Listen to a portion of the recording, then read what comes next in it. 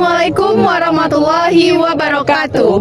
Perkenalkan, kami dari kelompok 8 yang beranggotakan. Yang pertama saya sendiri, Debbie Febrianti dengan NIM 2024710002. Perkenalkan, saya Nadira Kaila Fabian, NIM 2024710003. Perkenalkan, saya Reviatri Andriani dengan NIM 2024710001.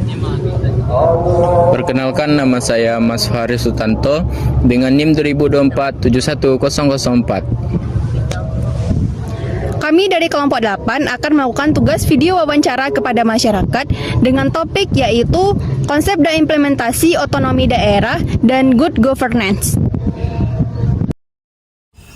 Tidak, karena otonomi daerah bukan berarti pemerintah daerah lepas dari pemerintahan pusat. Pemerintah daerah masih memiliki hubungan dengan pemerintah pusat dan juga mereka harus mengikuti peraturan perundang-undang yang berlaku. Tetapi pemerintah daerah dibebaskan untuk mengelola urusan pemerintahnya sendiri. Kelebihan dari otonomi daerah itu meningkatkan kreativitas dan inovasi, sama juga meningkatkan partisipasi masyarakat. Dari segi kekurangannya itu keterbatasan sumber daya dan juga memiliki potensi untuk menyalahkan kekuasaan. Menurut saya sih kalau good governance ini diperlukan agar ada terciptanya lingkungan yang kondusif, terus untuk pelayanan publik, dan itu bisa mencegah adanya korupsi.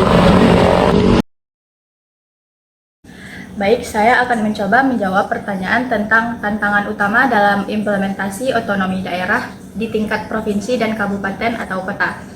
Yang pertama adalah sumber daya manusia atau SDM, yang kedua keuangan daerah, yang ketiga infrastruktur, yang keempat koordinasi dan sinkronisasi, yang kelima kesenjangan wilayah, yang keenam potensi korupsi dan penyalahgunaan wewenang, yang ketujuh ketidaksesuaian kebijakan, yang kedelapan dinamika politik lokal. Keuntungan bagi pemerintah daerah dengan adanya implementasi otonomi daerah yang pertama itu bisa meningkatkan partisipasi masyarakat dalam mengelola untuk mengambil keputusan. Yang kedua itu memungkinkan pemerintah daerah untuk pengelolaannya lebih luas dengan cara yang efektif dan efisien. Yang ketiga itu bisa meningkatkan kreativitas dan inovasi dalam pengembangan daerah.